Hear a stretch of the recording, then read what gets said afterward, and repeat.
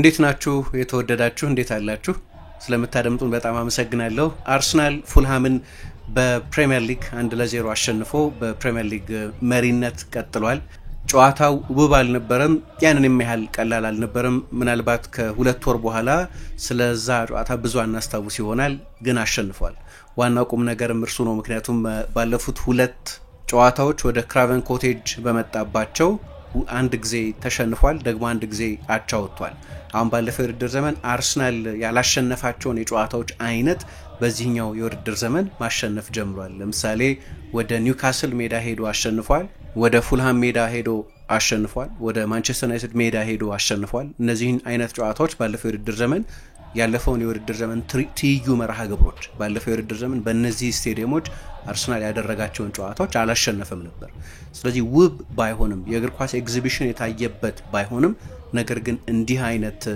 በግሪት የሚገኙ ድሎች በጣም አስፈላጊ ናቸው አሁን 5 ተከታታይ ጨዋታዎችን በሁሉም ውድድሮች አሸንፏል በእነዚህ ጨዋታዎች አርሰናል ጎል አልተቆጠረበትም ኒውካስል ብቻ ነው አርሰናል በዚህ ጊዜ ውስጥ ጎል ያስቆጠረው የኒክ ቮልተማደ የማዕዘን ምት ጎል ማለት ነው በዚህ የውድድር ዘመን በሁሉም ውድድሮች በ11 ጨዋታ ለ8ኛ ጊዜ ክሊን ሺት ጠብቋል ስለዚህ ልክ እንደ ባለፉት ተከታታይ ጨዋታዎች በፐርፎርማንስ ፍጹም አስደናቂ የነበረም ባይሆን ነገር ግን ጨዋታውን ለማሸነፍ በቂ የነበረ ፐርፎርማንስ ነበር ሲቸገር በፈተና ነው የጀመረው ያው ከኢንተርናሽናል ብሬክ በኋላ ያሉ ጨዋታዎች እንዲህ አይነት ልማድ አላቸው ብዙዎቹ ተጫዋቾች ለብሔራዊ ቡድኖቻቸው ሄደው ረጃጅም በረራዎች አድርገው በቂ ልምምድ ደግሞ ከዚህኛው ቡድን ጋር ለዚህ ጨዋታ የማድረግ እድል ሳያገኙ ስለሆነ የሚደረገው ለአርሰናል ብቻ ሳይሆን በሌሎችም ሊጎች ላሉ ቡድኖች ያንን ማስተዋል ትችላላችሁ በጣሊያን ናፖሊ ተሸንፏል ቼልሲ በመጀመሪያው አጋማሽ ጥሩ አልነበረም ሲቲ በመጀመሪያው አጋማሽ ጥሩ አልነበረም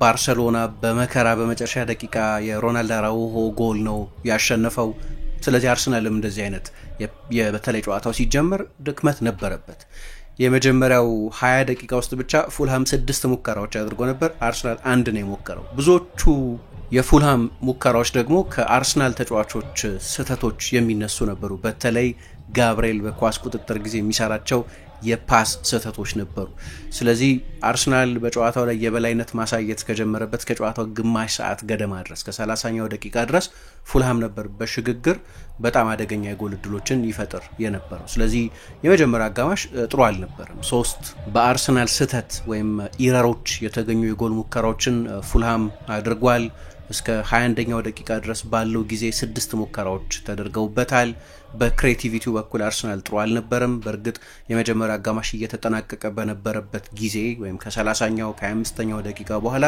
አርሰናል በጨዋታው ውስጥ ኢምፖዝ ማድረግ ችሎ ነበር ጨዋታው ሲያበቃ 7 ሙከራዎች ነበር ያደረገው ፉልሃም ከ20ኛው ደቂቃ በኋላ አንድ ተጨማሪ ሙከራ ብቻ ነው ያደረገው ግን ሲጀመር አርሰናል ጨዋታውን ጥሩ አልነበር የሚጀምረው ነገር ግን በትግል ነው ያሸነፈው የመጨረሻዎቹ ደቂቃዎችም ፉልሃም ዳቪድ ራያን የሚያስጨንቅ ሙከራ ያደረገም ባይሆን አንድም ኢላማውን የጠበቀ ሙከራ ሳያደርግ ነው የወጣው በነገራችን ላይ ግን አርሰናል የበለጠ የመከላከል ፎርም ነበረው ሚኬል ሜሪኖ አጥቂ ነበር ክርስቲያን ኖጋርድ ዴክላን ራይስ እና ማርቲን ዙቢሜንዲ ደግሞ አማካዮች ነበሩ በቀደም ብዙ ያወራንለት የአርሰናል የመከላከል ሶሊዲቲም በድጋሚ በዚህኛው ጨዋታ አንድም ኢላማውን የጠበቀ ሙከራ ፉልሃም እንዳያደርግ በማገድ ብቻ ሳይሆን በተከታታይ ጨዋታዎች ከ2 ሰዓት በላይ ለሚሆን የጨዋታ ጊዜ የባላጋራ ቡድን ተጫዋቾች አርሰናል ላይ ኢላማውን የጠበቀ የጎል ሙከራ አላደረጉም በ11 ጨዋታዎች 8ኛ ክሊን ሺት ነው ቅድም እንዳነሳሁት በዚህ የውድድር ዘመን ከቆመ ኳስ የተቆጠረባቸው ጎል በ8 የፕሪሚየር ሊግ ጨዋታ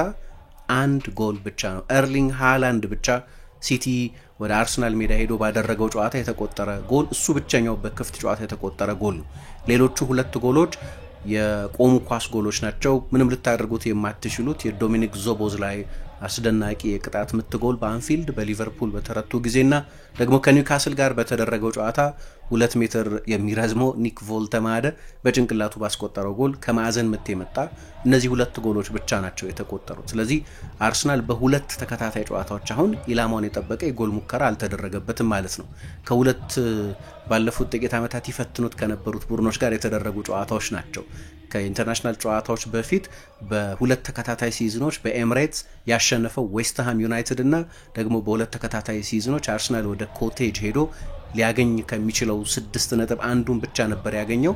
በእነዚህ ሁለት ቡድኖች አንድ ጊዜም ኢላማውን የጠበቀ የጎል ሙከራ አልተደረገበትም። ይሄ ደግሞ በ21 ዓመት ውስጥ አርሰናል ለመጨረሻ ጊዜ ፕሪሚየር ሊግ ዋንጫ በወሰደ ጊዜ ብቻ ነው እንደዚህ የሆነው። የመከላከል ጥንካሬው በጣም የሚያስደንቅ ነው። ግን እንዳልኩት የመጀመሪያ አጋማሽ በተለይ በአርሰናል ተጫዋቾች በኩል የነበሩ የተዛቡ ፓሶች፣ ያልተሳኩ ክሮሶች፣ በመከላከል ጊዜ ከአርሰናል ተጫዋቾች ያለመድነው የትኩረት ማጣት፣ በኳስ ቁጥጥር ጊዜ ብዙ የተዛቡ ፓሶች መስጠት። ጋብርኤል በተለይ ለብራዚል ብሔራዊ ቡድን ወደ ሩቅ ምስራቅ ሄዶ ከደቡብ ኮሪያ ጋር በተደረገው ጨዋታ ተሳትፎ ነበር። ከዚያ ከጃፓን ጋር በነበረው ጨዋታ በጨዋታው ላይ ባይሳተፍም ግን በጣም ረጅም በረራ ነበር የተደረገው። ከዚያ በኋላ ነው ይህንን ጨዋታ አሰልጣኝ ሚኬል አርቴታ ያሰለፈው። ምናልባት ክርስቲያን ሞስኬራን የበለጠ ፍረሽ የሆነውን ተጫዋች ማሰለፍ አንድ ምርጫ ነበር፣ ግን ያንን የዲፌንሲቭ ሞመንተም መቀጠል የፈለገ ይመስላል። በእርግጥም የአርሰናል የማሸነፊያ ጎልም በሱ መኖር ምክንያት የተገኘ ነው። ግን ጨዋታው ሲጀመር ፉልሃም ለነበረው የበላይነት አንደኛው ምክንያት የጋብርኤል አይነት ተጫዋቾች ለወትሮ በጣም አስተማማኝ የሆኑ ተጫዋቾች የወትሮ ብቃታቸው ላይ አለመገኘታቸው ነው እና የመጀመሪያ አጋማሽ ለአርሰናል ጥሩ አልነበረም። በኋላ ግን እንግዲህ የሊያንድሮ ትሮሳር የቆመ ኳስ አጋጣሚ ነው አርሰናልን ባለድል ያደረገው። ፉልሃም ብዙ ጊዜ አርሰናል የሚቸገርባቸው ቡድኖች አሉ። በጣም ኮምፓክት በሆነ የ4-4-2 ብሎክ የሚጫወቱ በክንፍ በኩል የአርሰናል የክንፍ ተጫዋቾች ላይ ተጨማሪ ተጫዋቾችን የሚያጫውቱ ደብል ዳውን የሚያደርጉ አይነት ተጫዋቾች ናቸው። ስለዚህ ለአርሰናል እንደገና የቆመ ኳስ በጣም አስፈላጊ መሳሪያ ነበር። ከ7 የማዕዘን ምቶች በኋላ ነው አርሰናል ይህንን የሁለታዊ አጋማሽ የድል ማድረጊያ ጎል ያገኘው። አንዳንድ እንዳይተነበይም ቫራይቲ እንዲኖረውም አርሰናል የማዕዘን ምት አይነቶችን ሲያበዛ ይቻለሁ። እዚህ ላይ 2 አጫጭር የማዕዘን ምቶችን ጨምሮ ማለት ነው። እንደተለመደው ቡካዮ ሳካ በጣም የተዋጣለት የማዕዘን ምት የሚያሻግር ተጫዋች ነው። መቼስ የተደነቀ የቆመ ኳስ አሰልጣኝ ቢኖር እንኳ ነገር ግን 2 መሰረታዊ ግብዓቶች ያስፈልጋሉ። የቆሙ ኳሶቹን ጥንቅቅ አድርጎ ወደ ፍጹም ቅጣት ምት ሳጥን ውስጥ በተዋጣለት ከፍታ ኃይል ማድረስ የሚችል ተጫዋችና ደግሞ እነዛን ኳሶች መግጨት የሚችል፣ እነዚህ 2 ኮምቢኔሽኖች አሉት። አሁን ሌሎቹ ቡድኖች አርሰናል የሚሰራውን አይነት ልምምድ ከሞላ ጎደል የሚሰሩ ይመስለኛል። ምክንያቱም የአርሰናል የቆመ ኳስ ጥንካሬ አሁን ወደ 4 ዓመት ገደማ ሄዷል። ከ2021-22 የውድድር ዘመን ወዲህ ኒኮላ ጆቬ የአርሰናል የቆመ ኳስ አሰልጣኝ ሆኖ ከተሾመበት ጊዜ ወዲህ 66 ጎሎች ነው አርሰናል ያስቆጠረው በ4 ሲዝኖች ገደማ ማለት መሆኑ ነው። ስለዚህ የተጋጣሚ ቡድኖችም የቆመ ኳስ አሰልጣኞች አሏቸው፣ የሴት ፒስ ስፔሻሊስቶች አሏቸው። ግን ለምሳሌ ብዙዎቹ ቡድኖች የጋብርኤል አይነት ተጫዋች፣ የቡካዮ ሳካ አይነት የማዕዘን ምቶችን በተለይ ኢንስዊንግ የሚያደርጉ ወደ ውስጥ የሚጠቀለሉ የማዕዘን ምቶችን ወደ ሳጥን መላክ የሚችል ተጫዋች ግን ብዙዎቹ የላቸውም።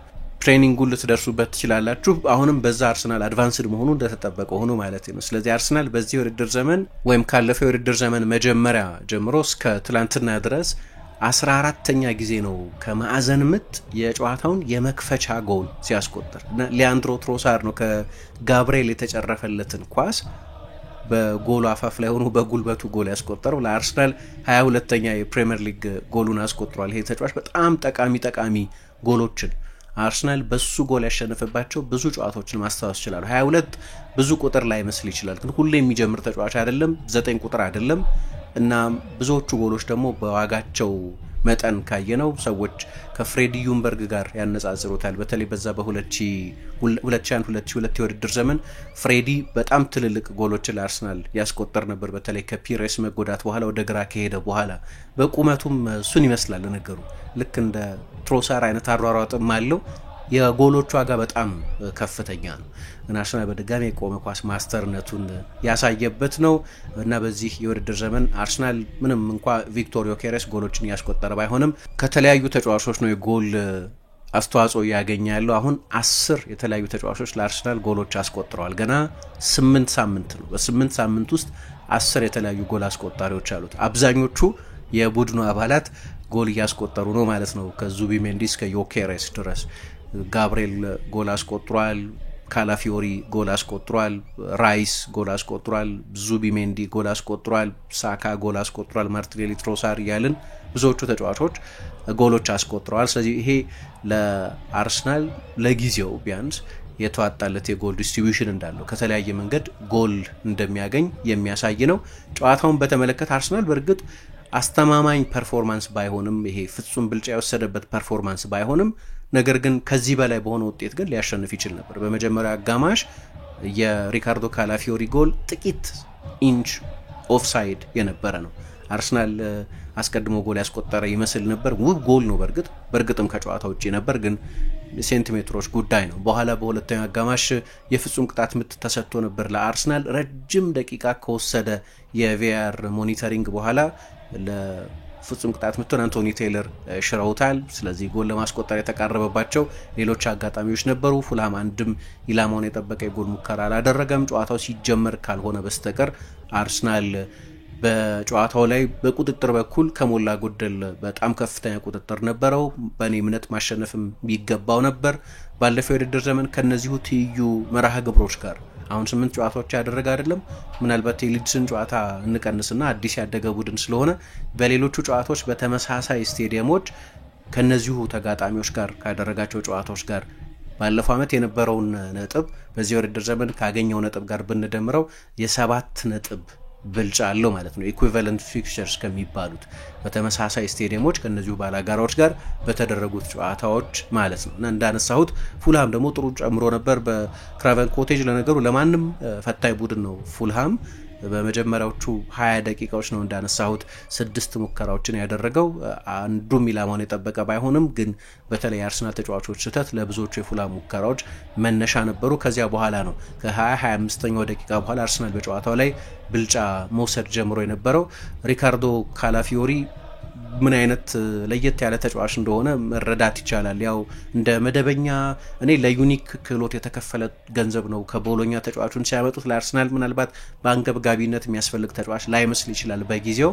ነገር ግን ያንን ጎል ያስቆጠረበት ስፍራን ካያችሁት በጭራሽ በክፍት ጨዋታ የአንድ ቡድን የግራ መስመር ተከላካዮች የሚገኙበት ቦታ አይደለም እና ከሊያንድሮ ትሮሳር የመጣለትን ኳስ ለማግኘት ያደረገው የአግድሞሽ ሩጫ በጣም አስደናቂ ነበር። እኔ ለየት ያለ ተጫዋች ነው። ባለፈው የውድድር ዘመንም በአንዳንድ ጨዋታዎች ላይ በተለይ አርሰናል ከፍተኛ የአጥቂ ጉዳት በገጠመው ጊዜ አርቴታ የበለጠ አድቫንስድ ቦታዎችን እንዲይዝ ያደርገው ነበር።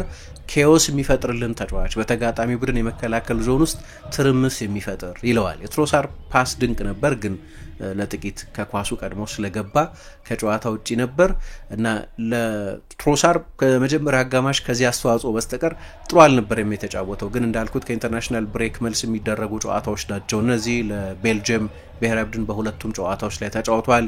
ደግሞ በሚገባ ከሚያውቀው የሀገሩ ልጅ ከቲሞቲ ካስታኝ ፊት ነው የተጫወተው። ለኤቤሪቺ ኤዜም እንደዚሁ ጥሩ አልነበረም ተቀይሮ እስኪወጣ ድረስ። በእርግጥ ጨዋታው እየገፋ በሄደ ቁጥር መሻሻል ጀምሮ ነበር። ነገር ግን ኤዜም ቢሆን በማርቲን ኦዴጋርድ የቀኝ 8 ቁጥር ቦታ ነው የተጫወተው። ኮንቬንሽናል የቀኝ 8 ቁጥር ቦታ ለማለት ያስቸግራል፣ ምክንያቱም ብዙ የፖዚሽን ሮቴሽን ነበረው። ነገር ግን እሱ ነው ያንን የኦዴጋርድን ቦታ የሸፈነው ተጫዋች። ከጨዋታው በፊት ኦዴጋርድ እንዴት በሁለቱም በኩል እንደሚያጎድል ስናገር ነበር። አሁን በክሬቲቪቲ ኤዜ የኦዴጋርድን ክፍተት ይሞላው ይሆናል አንዳንድ ጊዜም በተሻለ ሁኔታ።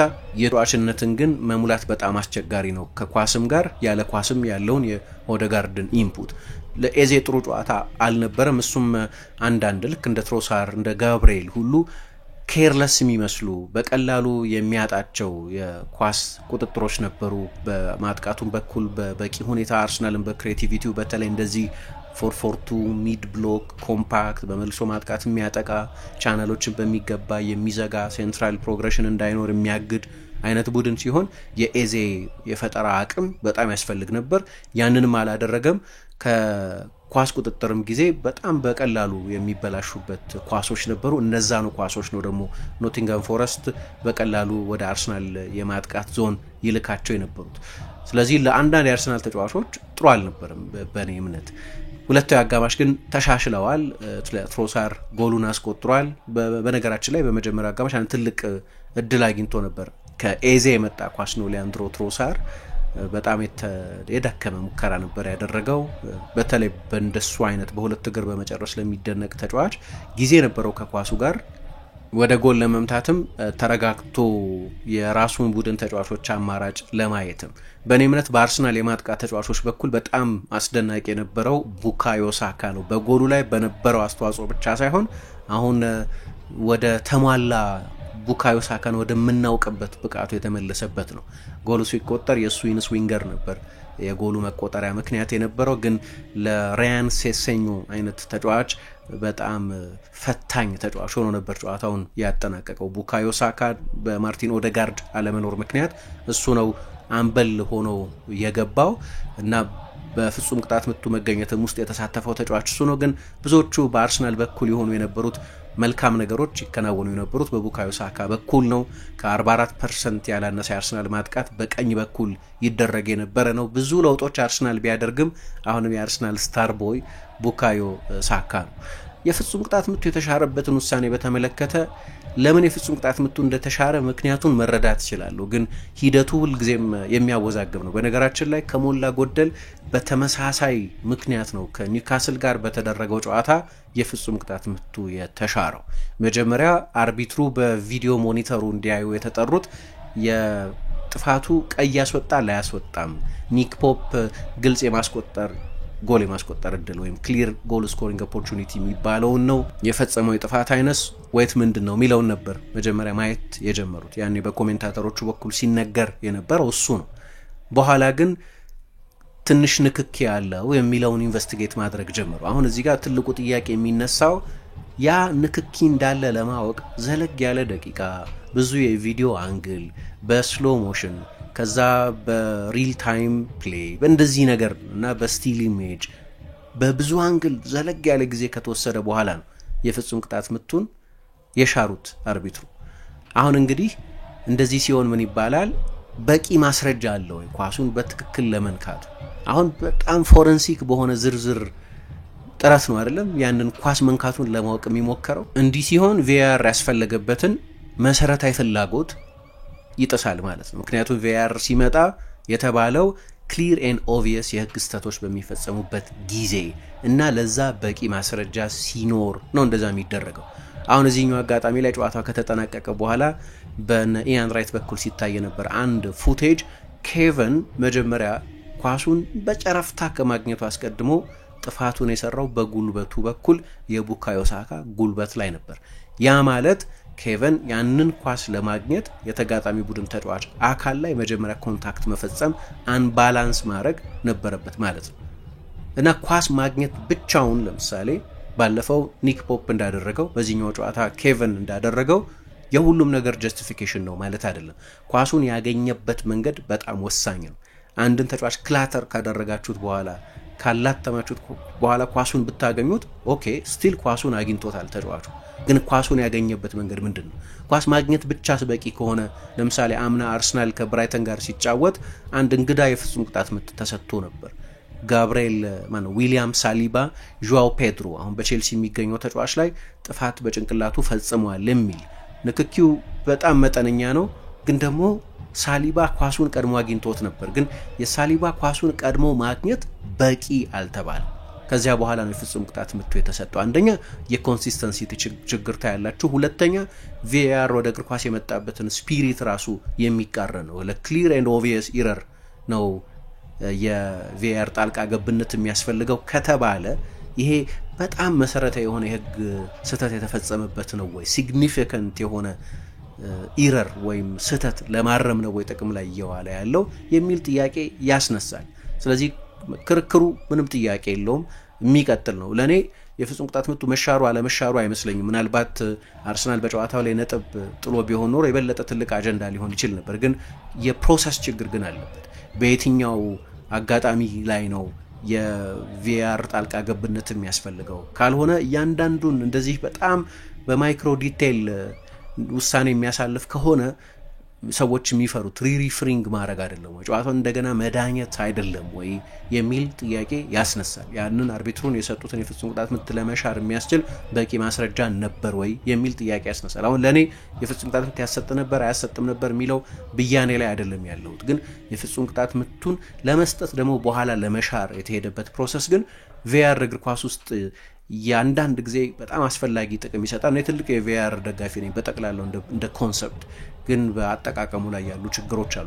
ዞሮ ቴክኖሎጂ ነው፣ ሰዎች ናቸው ውሳኔ የሚያሳልፉት። ስለዚህ ችግሩ የስክሪኖቹ አይደሉም፣ የቪአር ሩሙ አይደለም።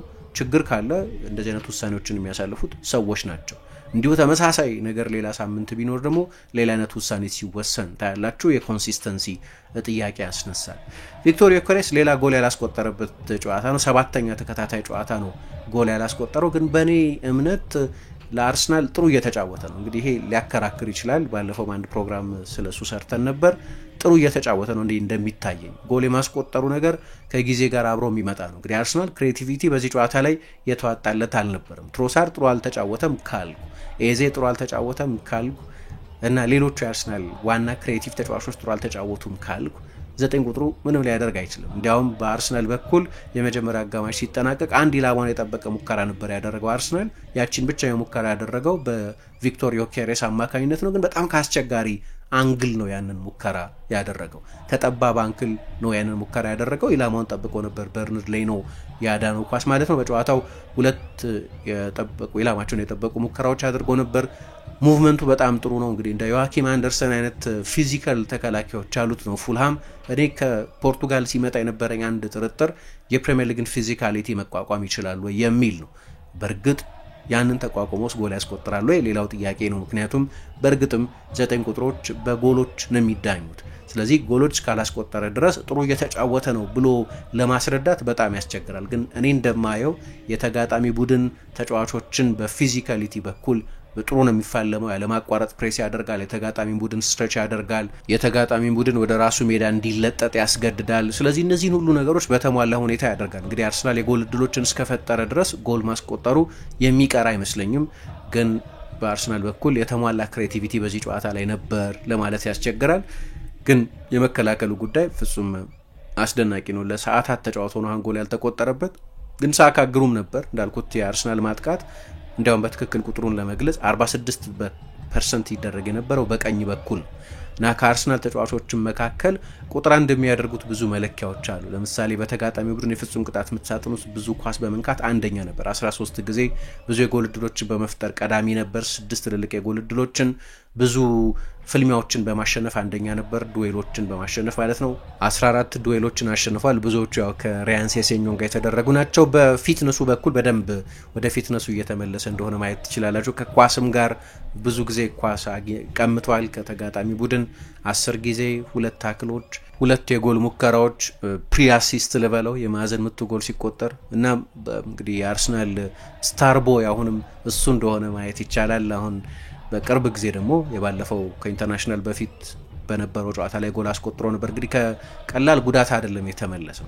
ለአርሰናል ግን ባለፉት ጥቂት ዓመታት ይሄ የአርሰናል ክሪፕቶናይት የሚባለው በጣም የሚያስቸግሩ ቡድኖች ነበሩ። ፖርቶ፣ አንዳንድ ጊዜ ማስቶን ቪላ፣ ፉልሃም አይነት ቡድኖች በሚድ ቱ ሎ ብሎክ የሚጫወቱ ቡድኖች ከሚድ ብሎክ ጀምሮ እስከ ሎ ብሎክ ባለው የሚጫወቱ ቡድኖችን ለማሸነፍ ያስቸግረው ነበር እና ለአንዳንዶች ተጫዋቾች በእርግጥ ይሄ እንግዳ ነው። ለምሳሌ ኤቤሪቺ ኤዜን እንደ ምሳሌ እንውሰድ። ኤዜ ይጫወት የነበረው ለክሪስታል ፓላስ ነው። ክሪስታል ፓላስን በዚህ ፎርም የሚገጥም የፕሪሚየር ሊግ ቡድን አታገኙ። አሁን ፉልሃም አርሰናልን በገጠመበት 65%፣ 70%፣ 80% የባለጋራ ቡድን ተጫዋች ኳስ ቢይዝ ብዙ ግድ የማይሰጠው ግን በጣም ኮምፓክት በሆነ ቅርጽ የሚከላከል ቡድንን ክሪስታል ፓላስ አይገጥምም። ክሪስታል ፓላስ ከወገብ በታች ያለ ቡድን ስለሆነ የተጋጣሚ ቡድኖች ለአርሰናል በሚሰጡት ክብር መጠን ለክሪስታል ፓላስ ተመሳሳይ ጥንቃቄ አያደርጉም። ይሄ ደግሞ ናቹራል ነው። ስለዚህ ኤዜ ልክ እንደዚህ ጨዋታ ስፔስ የሚያጣበት አይነት እግር ኳስ አይደለም ሲጫወት የነበረው። በክሪስታል ፓላስ የፈለጋቸውን ሰፋፊ ስፔሶች ያገኝ ነበር። በፈለገው መጠን በሽግግር ለማጥቃት እና በፍጥነት ለማጥቃት የሚያስችል የባላጋራ ቡድን አቀራረብ ነበር።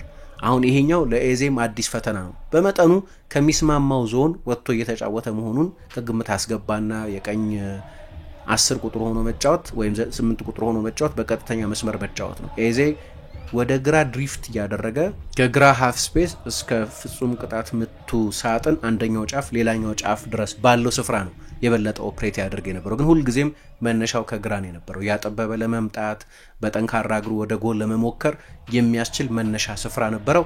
ይሄኛው የበለጠ በቀጥተኛ መስመር እንዲጫወት እንጂ ብዙ ኢንቨርት እንዲያደርግ የሚፈቅድለት አልነበረም። የበለጠ ቁልፍ ኳሶችን የሚያቀብልበት አይነት ሴታፕ ሊሆን ይችላል። ስለዚህ አንደኛ ሜዳ ውስጥ መጠነኛ የዞን ልዩነት አለ። አሁንም 10 ቁጥር አምናም 10 ቁጥር ልንለው አንችልም። የሚገጥማቸው ቡድኖች አቀራረብ ግን በአርሰናል ሆኖ የሚያገኛቸው ቡድኖች ማለት ነው። ባለፈው ዌስትሃም፣ ከዛ በፊት ኒውካስል፣ ሌሎቹም ቡድኖች ክሪስታል ፓላስን በሚገጥሙበት መንገድ አይደለም የሚገጥሙት አርሰናልን። ስለዚህ ለኤዜም በመጠኑ የካልቸር ሾክ ነው። ዝም ብላችሁ ስታዩት የፕሪሚየር ሊግ ተጫዋች ነው። ስለዚህ እዛው የለንደን ልጅ ነው። ከለንደን ጥቂት ኪሎ ሜትሮች መጥቶ ነው ለአርሰናል የፈረመው። ነገር ግን የሚገጥሙት የባላጋራው ቡድኖች ሴታፕ ፉልሃም ላይ እኮ ባለፈው የውድድር ዘመን አሁን ክሪስታል ፓላስ 2-0 3-0 ማሸንፏል። በሁለቱም ጨዋታዎች ኤቤሬቺ ኤዜ አስደናቂ ነበር። ነገር ግን ፉልሃም በዚህ መንገድ አልነበረም የተጫወተው። ፉልሃም ከክሪስታል ፓላስ ጋር በሜዳው ሲጫወት ሊያጠቃ ነው የሚመጣው። መከላከሉን ይዘነጋዋል፣ ይተወዋል ማለት ባይሆንም የማርኮስ ሲልቫ ሜንታሊቲ ክሪስታል ፓላስን ማሸነፍ እንችላለን የሚል ስለሆነ የበለጠ ሪስክ ይወስዳሉ፣ የበለጠ ኳስ ይቆጣጠራሉ። ይሄ ማለት የበለጠ ስፔስ ይተዋሉ፣ የበለጠ በሃየር ብሎክ ይከላከላሉ። ስለዚህ ከጀርባ ስፔስ አለ። በመልሶ ማጥቃት ለሚጫወቱ እንደ ክሪስታል ፓላስ አይነት ተጫዋቾች እነዚህን ሰፋፊ ስፍራዎች የሜዳ ስፍራዎች ኢንጆይ ለሚያደርጉ ለነ ኤቤሪ ኤዜ አይነት ተጫዋቾች ይመቻል ማለት ነው የፉልሃም አቀራረብ። ይሄኛው ግን ሌላ ነው። ባለፉት ጥቂት ዓመታትም ከአርሰናል ጋር በዲፕ ብሎክ የመከላከል ዞኖችን በመዝጋት ቻናሎች ላይ ደብል ዳውን በማድረግ ለኤዜ በተጫወተበት ቦታ በቂ የባላጋራ ቡድን ሴንትራል ፕሮግሬሽን እንዳይኖር ያንን ቦታ በመዝጋት እና በመልሶ በማጥቃት ለመጫወት በማቀድ ነው ወደዚህ ጨዋታ የሚመጣው። ስለዚህ ኤዜ እዛው የፕሪሚየር ሊግ ተጫዋች ይሁን እንጂ ከአርሰናል ወደ ክሪስታል ፓላስ የሚደረግ ሽግግር አነስ ካለ ክለብ ወደ ግዙፍ ክለብ የሚደረግ ሽግግር ብቻ አይደለም። የባላጋራ ቡድኖችን የጨዋታ አፕሮችም እንደገና ሪለርን ማድረግ አለበት፣ እንደገና ሪአዳፕት ማድረግ አለበት። ቀላል ልዩነት አይመስለኝም ይሄ። አሁን ባለፈው ያነሳው ነበር ስለ ሊቨርፑል ተጫዋቾች። ሊቨርፑል ያመጣቸውን ተጫዋቾች ካያችሁ የመጡባቸው ክለቦች ልክ አሁን ሊቨርፑል እንደሚጫወትበት በኮንትሮል ፖሴሽን ለመጫወት የሚሞክሩ 65-70% ኳስ የሚይዙ ቡድኖች አልነበሩ። ምናልባት የአሎንሶን ሌቨርኩዘን እንደዛ ልለው እችላለሁ፣ ግን የሚያጠቃው በጣም በፈጣን ሽግግር ነው የአሎንሶ ቡድን ቢሆን። ግን ሌሎቹን ተጫዋቾች የመጡባቸውን ቡድኖች ብታዩ በሌቨርኩዘንን ጨምሮ ከቦርንመዝ ነው ኬርኬዝ የመጣው፣ ከፍራንክፉርት ነው ኤኪቲኬ የመጣው፣ ከኒውካስል ነው ኢሳቅ የመጣው። አሁን እነዚህ ሁሉ ተጫዋቾች አዲስ የጨዋታ ልማድ፣ አዲስ የእግር ኳስ ባህል፣ የኑሮ ጠባይ፣ የአየር ጠባይ ምናምን ብቻ አይደለም መላመድ የሚጠበቅባቸው። የተጋጣሚ ቡድን የሚገጥማቸው በሌላ ማይንድሴት ነው። ፍራንክፉርት የሚያገኘውን ኒውካስል የሚያገኘውን አይነት ስፔስ እነዚሁ ተጫዋቾች በሊቨርፑል አያገኟቸውም። ስለዚህ ጊዜ ይፈጃል አዳፕቴሽኑ። ምናልባት ኤዜም ከሞላ ጎደል በጣም የተዋጣለት አጀማመር ቢሆን በክሪስታል ፓላሱን ኤዜን እስካሁን ድረስ አላየሁትም፣ ግን በጨዋታዎች ላይ ትልልቅ ኢምፓክቶች ነበሩ። በደንብ ሲላመድ የሚፈጥረውን ተጽዕኖ መተንበይ ይቻላል። ግን አንዳንድ ጨዋታዎች ላይ እንዲህ አይነት መፈተኖች ታዩበታላችሁ። ሚኬል አርቴታ ምርጫ አልነበረውም። 62ኛው ደቂቃ ላይ ነው ኤቤሬቺ ኤዜን ቀይሮ ያስወጣው። ግን እንደዚህ በሚቸገርባቸው ጨዋታዎች ለምን ለሴት ፒስ ሁሉንም ትኩረት እንደሚሰጥ መገንዘብ ትችላላችሁ። አርብ ዕለት ስለዚህ ጉዳይ ተጠይቆ የቆመ ኳስ ንጉስ ነው አርሰናል ሲሉት በሁሉም ነገሮች ንጉስ መሆን እንፈልጋለን፣ ስለዚህ የኛ ኤክሰለንስ መሆን ያለበት በቆመ ኳስ ላይ ብቻ አይደለም ብሏል። ግን እየሰጣቸው ያለው ጥቅም በጣም አስደናቂ ነው። ከ2001-2002 የውድድር ዘመን ጀምሮ ኒኮላ ጆቨ ሚኬል አርቴታን ጥቂት ዘግይቶ ከሲቲ ወደ አርሰናል ከተከተለው በኋላ 63 ጎሎች ያስቆጠረው ጋብርኤል ብዙዎቹን የቆመ ኳስ አጋጣሚዎች በተለይ የመጀመሪያ ኳሶችን ትልቁን ኮንታክት ያሸንፋል። አስታውሳለሁ ባለፈው የውድድር ዘመን መጨረሻ አካባቢ በጋብርኤል መጎዳት ጊዜ አርሰናል የሱን የሳጥን ውስጥ ፕሬዘንስ ያጣው ነበር። ምንም እንኳን ልምምዱ የላቀ ቢሆንም የኒኮላ ጆቨ ዝግጅት ምናልባት እንከን አልባ ሊሆን ቢችልም ከአሜሪካ ስፖርቶች ላይ ያለን ኢንፍሉዌንስ መረዳት ቢቻልም፣ ነገር ግን ጋብርኤል ማጋለሽ ወደ ፕሪሚየር ሊግ ከመጣበት ጊዜ ጀምሮ 17 የጎል አስተዋጽኦ አለው። 17 የጎል አስተዋጽኦ አለው። ይሄኛው አሲስት ነው። የመጀመሪያው ኳስ የማሸነፉ ጉዳይ ነው። ሳካ ሳይኖር በሚቀርበት ጊዜ ደግሞ ኦደጋርድን የመሰለ በጣም ቴክኒካል ተጫዋች ያላቸውም የአርሰናል የቆመ ኳስ ዴሊቨሪ ጥራት ሲወርድ ታዩታላችሁ። ራይስ በማይኖርበት ጊዜ በግራ በኩል ያው ጥራት ደግሞ አብሮ ይወርዳል። ስለዚህ ልምምዱ በጣም አስፈላጊ ቢሆንም በቆመ ኳስ ላይ ያለው ኤክሰለንስ በጣም አስፈላጊ ቢሆንም ግን ደግሞ ይህንን ለማድረግ የሚያስችል የሰው ኃይል ሰውየው ያስፈልጉታል ኒኮላ ጆቨ። በሌሎች ተጫዋቾች አያደርገውም ማለት ባይሆንም ግን የራይስና የሳካ ኳስ ዴሊቨር የማድረግ ችሎታ፣ የጋብርኤል የፍጹም ቅጣት ምት ሳጥን ዶሚናንስ እና ሌሎቹም የአርሰናል ተጫዋቾች በእርግጥ አርሰናል በዚህ ሀያል እንዲሆን ያድርጎታል። ከዝግጅቱ ባሻገር ሰዎችም ያስፈልጋሉ ለማለት ነው። ለማንኛውም የአርቴታ ቡድን በተከታታይ የለንደን ደርቢዎች ላይ ድል ቀንቶታል። ግን እሱ ብቻ ሳይሆን በተከታታይ በኤምሬትስ ያሸነፈውን ዌስትሃምን በተከታታይ በኮቴጅ ነጥብ ያስጣለው ፉልሃምን ነው ድል ያደረገው። ቀጥሎ ከአትሌቲኮ ማድሪድ ጋር ነው የሚጫወተው እና እንደ ለአትሌቲኮ ማድሪድም ጨዋታ እንደ ጥሩ ድሬስ ሪኸርሳል ነው ማየው። አትሌቲኮ ማድሪድም ከሞላ ጎደል ፉልሃም በተጫወተበት መንገድ ነው የሚጫወተው። ስለዚህ ለአትሌቲኮ ማድሪድ ጨዋታም መዘጋጃ ሳይሆን አይቀርም። በፈተና አሸንፏል አትሌቲኮ ማድሪድ የራሱን የላሊጋ ጨዋታ 1-0። ግን የዲየጎ ሲሞኔ ቡድን ወደ ኤምሬትስ መጥቶ ከዚህ በተለየ መንገድ የሚጫወት አይመስለኝም። ትልቁ ልዩነት የማጥቃት ተጫዋቾቹ ጥራት ከፍተኛ ነው። ወደ ሁሊያን አልቫሬዝ፣ አሌክሳንደር ሶርሎት አይነት ተጫዋቾች አሉት። በትራንዚሽን የበለጠ አደገኛ ተጫዋቾች ግን ለዝግጅት ግን ለአትሌቲኮ ማድሪድ ጨዋታም ጥሩ ዝግጅት የሚሆናቸው ይመስለኛል። አርሰናል በመሪነቱ ቀጥሏል።